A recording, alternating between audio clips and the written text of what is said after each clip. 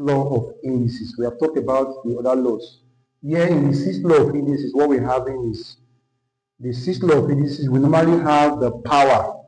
The power is always in a fraction form, and in that fraction, the numerator is 1 in the sixth law of indices. The numerator is 1. And whenever you see it like this, it is 2, like this as the denominator, we call it square root sign.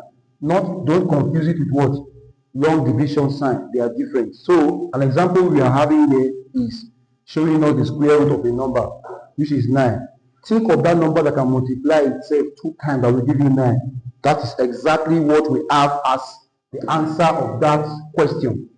The number that will multiply itself 2 times, that will give you that number. You have what? We have what? 3. 3 times 3 will give us 9. This one, the number that will multiply itself 2 times, that will give you 16 is what? 4. So that is the square root of the number. Now we are going to cube root.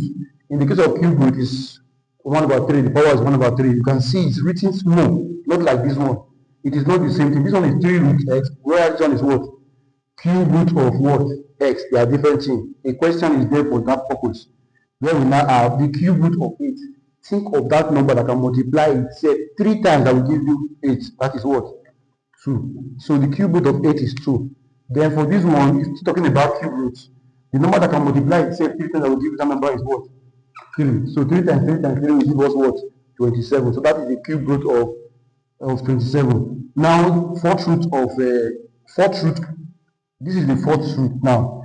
Fourth root of x. Talking about fourth root, think of that number that can multiply itself 4 times, that will give you that number. That's what we are having here in the example. You can see the number that can multiply itself.